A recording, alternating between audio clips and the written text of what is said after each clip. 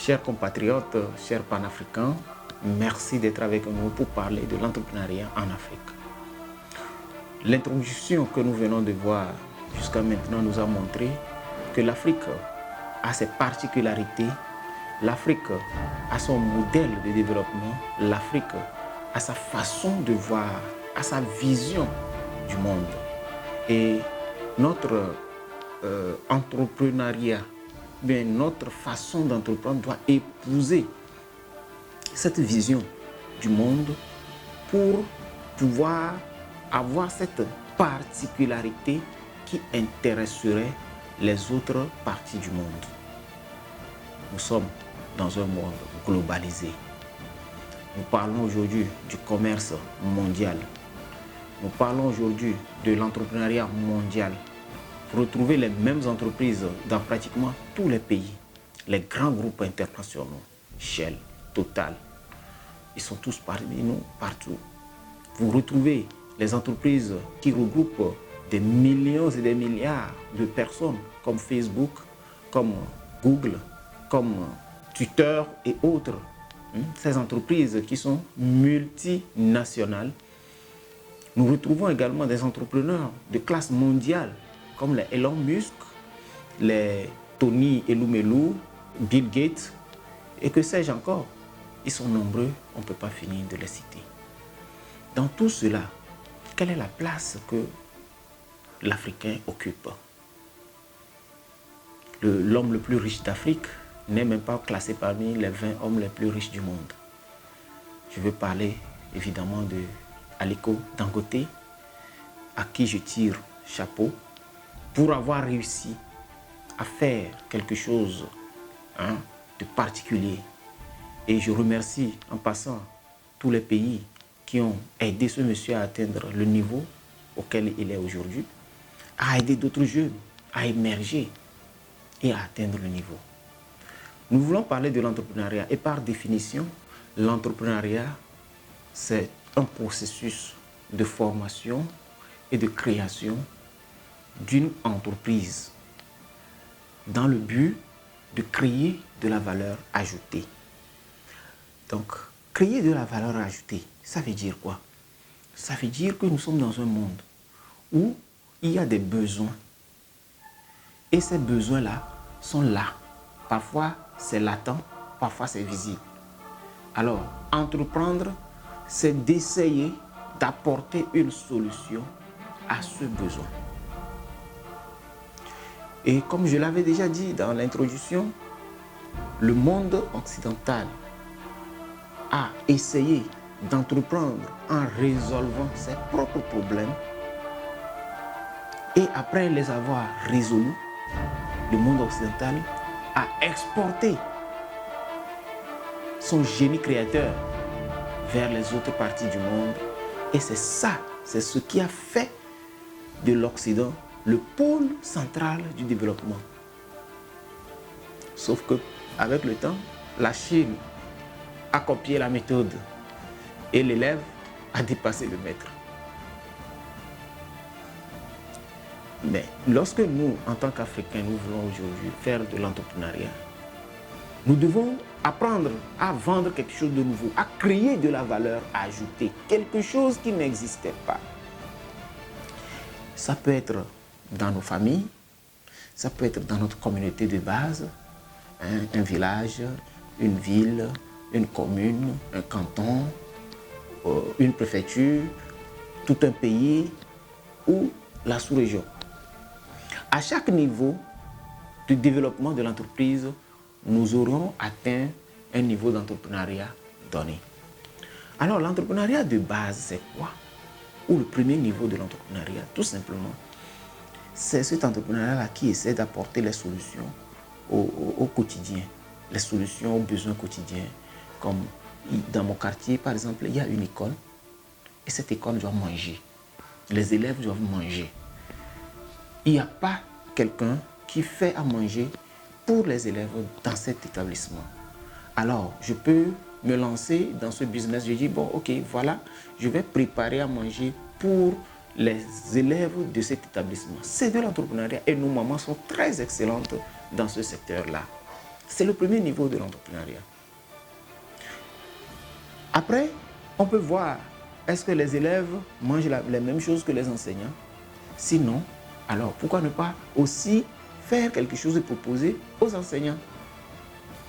Un autre niveau, c'est de proposer par exemple les kakis que portent les élèves là.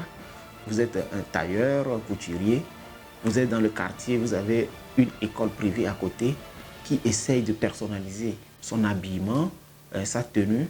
Vous pouvez les approcher et leur proposer d'être leur couturier. Ça, c'est le premier niveau. Ou bien vous êtes dans une communauté, vous savez que souvent les gens viennent chercher par exemple du manioc en grande quantité et il n'y en a pas en quantité. Alors, toujours les besoins sont là, mais il n'y a pas l'offre. Alors vous pouvez vous lancer dans la production à grande échelle de ce manioc dans le but de le proposer aux intéressés. Ça, c'est toujours le premier niveau de l'entrepreneuriat. Et quand on commence avec ce niveau, on a juste besoin de quelques petites formations et peut-être 2 ou 3 personnes au maximum. Et le tour est joué, on peut s'en sortir. Et ce niveau, mais ce degré d'entrepreneuriat, ça existe partout. Sauf que nous négligeons l'essentiel parfois.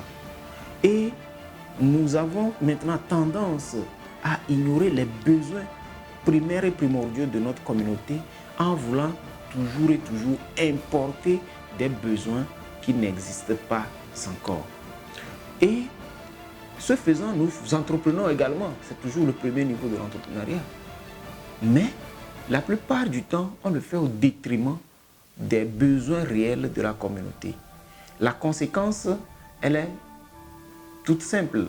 On crée une nouvelle valeur, mais on néglige d'autres.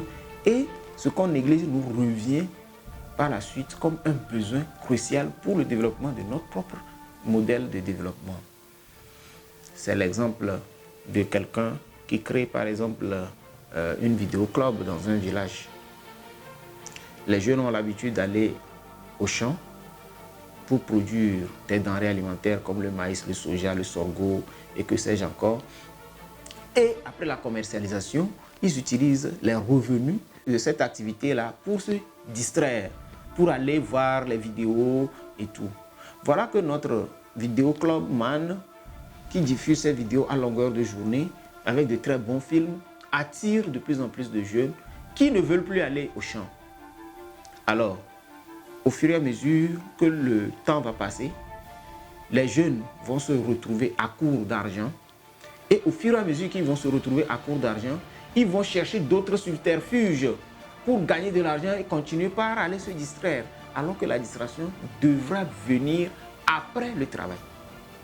La conséquence, c'est qu'on commence par former à un premier niveau également des voleurs, des délinquants, des gens qui vont s'adonner maintenant à des actes répréhensibles, à la délinquance juvénile, comme on le dit si souvent. Les jeunes filles vont commencer par se prostituer parce qu'elles auront besoin encore beaucoup plus d'argent. Et les jeunes garçons s'adonneront au vol et à des activités peu recommandables.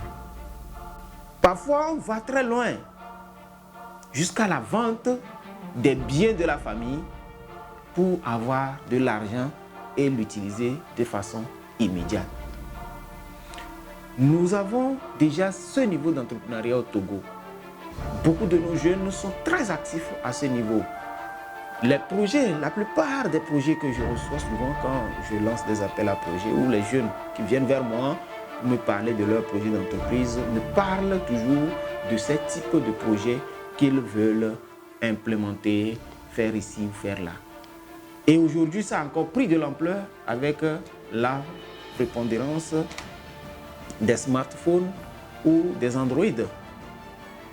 Et la plupart du temps, je vois des jeunes qui veulent vraiment virtualiser, par exemple, les activités de vente des produits agricoles et tout ça. C'est bien beau, c'est bien bon, c'est vrai. On va gagner beaucoup d'argent, mais n'oublions pas le premier niveau. Parce que si on s'adonne trop à ces niveaux-là, où on virtualise trop, on vit avec la technologie importée, au détriment du travail sur le terrain, le problème va revenir. Nous aurons besoin de ce qui est produit sur le terrain pour le vendre sur nos smartphones, sur nos plateformes de vente. Une fois que nous avons détourné tous les jeunes qui devraient faire ce travail et qui sont devenus maintenant des commerciaux qui vendent ces produits-là juste sur les réseaux sociaux, lorsque le produit sera épuisé, on va le trouver où? Donc, dans tout le processus de développement, il faut faire attention à ce que le premier niveau d'entrepreneuriat soit bien maîtrisé et bien sauvegardé. La production est très importante pour le développement de tout secteur. C'est pourquoi nous remercions tous les jeunes qui s'adonnent à cette activité de production, où qu'ils soient, partout, et qui souvent n'ont pas le financement nécessaire, n'ont pas les moyens nécessaires pour faire leurs activités comme il le faut, et qui manquent de tout et de rien, et qui souffrent, et qui pensent qu'ils sont des laissés pour compte. Aujourd'hui, nous les saluons, nous leur demandons beaucoup de courage, et nous leur disons de tenir bon, car bientôt les solutions arrivent. Ces solutions vont les aider non seulement à rendre moins pénibles leurs activités, mais également vont les aider à mieux entreprendre pour mieux produire. Et quand ils produisent mieux, ils vont mieux gagner. Et quand ils gagnent mieux, ils vont mieux se comporter également dans la société et avoir des retours comme il faut. Le pays Togo est très vaste. Malgré que ce soit petit sur une carte, pour nous les Togolais, 7 millions ou 8 millions d'habitants, nous avons d'énormes défis à relever au premier niveau de l'entrepreneuriat. Nous devons arriver à avoir à la base les producteurs en grande quantité. Après ces producteurs, il nous faut des intermédiaires de vente. Et après, il nous faut des transformateurs. Après la transformation, il faut encore la commercialisation. Nous devons bien nous organiser pour avoir cette chaîne-là de façon à ce qu'aucun ne soit méprisé par l'autre. Aujourd'hui, nous assistons à quelque chose où c'est les commerçants qui s'en sortent mieux par rapport aux producteurs. Les commerçants valorisent mieux leur activité de commerce. Les banques les accompagnent également mieux. Ils sont mieux nantis et ils vivent aux dépens des producteurs qui, eux, perdent au jour le jour d'influence, perdent au jour le jour leur niveau de vie. Et ceci est vraiment déplorable. Nous devons apprendre à corriger le tir et nous sommes ici pour en parler également. Après ce premier niveau d'entrepreneuriat, il y a le deuxième niveau d'entrepreneuriat où on commence maintenant par produire, non pas pour le besoin local, mais pour un besoin beaucoup plus grand. Alors, nous allons voir des entrepreneurs qui vont acquérir des machines agricoles, qui vont emblaver au-delà de 50 hectares. Et déjà au Togo, on a combien d'entrepreneurs qui vont au-delà de 50 hectares? Cela stipule que la majorité des entrepreneurs togolais, africains, nous sommes toujours au premier niveau de l'entrepreneuriat. Nous n'avons pas encore acquis les moyens nécessaires. Nous n'avons pas encore acquis le financement nécessaire. Nous n'avons pas encore acquis le matériel nécessaire pour aller au deuxième niveau de l'entrepreneuriat. Si je veux faire référence à ceux qui vendent, combien de boutiques vous avez aujourd'hui? Dans combien de quartiers? Si c'est votre seule petite boutique et vous pensez que vous êtes le centre du monde, détrompez-vous. Déjà, vous êtes à féliciter, mais sachez que vous pouvez faire mieux. Et ce deuxième niveau d'entrepreneuriat, c'est ça qui amène un peu plus de notoriété. Vous avez par exemple des activités comme avoir des centres commerciaux à Lomé, ou bien avoir juste des boutiques dans plusieurs villages. Il y a des villages au Togo. Quand vous y allez, il n'y a même pas une petite boutique pour aller acheter la lunette. C'est le jour du marché où tout le monde s'en va s'approvisionner. Et c'est parti pour le 8e jour. Alors que nous avons des jeunes qui ont été à l'école, qui ont appris la gestion, qui ont appris à créer des entreprises et qui sont là et qui se disent des chômeurs. Bizarrement, ils ne veulent pas aller dans les villages, alors que c'est là où se trouve la richesse. Aujourd'hui, la plupart des villages togolais sont occupés par des expatriés. Je ne parle pas d'expatriés occidentaux, non. Je parle des Africains quand même qui ne sont pas des Togolais de naissance, mais qui ont appris à développer leur business. Et quand vous rentrez dans ce domaine de la distribution du détail, vous allez trouver en premier lieu les Béninois. Vous rentrez dans n'importe quel village au Togo, vous allez trouver une boutique. Vous demandez qui en est le propriétaire, on va vous dire soit d'Adjien, ou bien on va vous dire c'est un Béninois qui tient cette boutique. Et la plupart marchent, ils vendent. C'est toujours le premier niveau. Maintenant, si vous êtes un jeune entrepreneur, vous avez décelé ce besoin et vous voulez le faire, commencez aussi avec le premier niveau. Une fois que ça marche pour vous, vous pouvez aller au deuxième niveau. Et aller au deuxième niveau veut dire quoi? Aller conquérir d'autres villages, installer d'autres points de vente dans d'autres villages et ainsi de suite. Avoir tout un réseau de distribution. Et là, vous avez compris quelque chose. Vous avez commencé maintenant par entreprendre pour atteindre un niveau donné. L'entrepreneuriat de premier niveau, c'est un entrepreneuriat de subsistance qui ne nous donne pas de recettes ou de valeur ajoutée pour aller à la conquête du monde. Mais l'entrepreneuriat du deuxième niveau nous prépare à atteindre un troisième niveau qui peut nous amener loin. L'Africain doit commencer par maîtriser ses propres produits. Aujourd'hui, nous avons des cafétérias un peu partout à Lomé. Et vous le savez très bien. Et on sert quoi? Du spaghetti. Pourquoi nous n'avons pas de zobontaria, par exemple? Je parle de zobontaria en faisant référence à la fabrication de la bouillie et à sa vente. Cette activité est restée toujours au niveau archaïque avec nos mamans qui continuent pas à vendre juste au bord d'une route et c'est fini. Alors que le thé que les gens prenaient en Europe, c'était aussi comme ça. Mais ils sont arrivés à le moderniser et à en faire quelque chose que nous avons copié. Pourquoi ne pas reproduire le même processus? Quand je vais souvent dans des services, je vois des bonnes femmes qui viennent servir du zobo aux employés qui ne pouvaient pas sortir pour aller les prendre. Mais pourquoi ne pas installer une unité de production de zobo qui est en bonne et due forme, conforme avec les normes, la propriété, tout, et mettre en place des unités de production qu'il faut avec des mécanismes de distribution, avec nos propres valeurs. Nous, on a appris à boire du zobo le matin, on n'a pas appris à boire du thé ni du café. Mais aujourd'hui, avec l'occidentalisation de la vie, nous prenons du thé, nous prenons du café. Ces mêmes produits que nous produisons ici en Afrique s'en vont à l'extérieur pour être transformés avant de nous revenir très cher, 3 à 4 fois plus cher que le prix auquel nous avons vendu la matière première. Cela veut dire que nous avons sauté un niveau, la transformation. Nous allons en parler prochainement. Merci.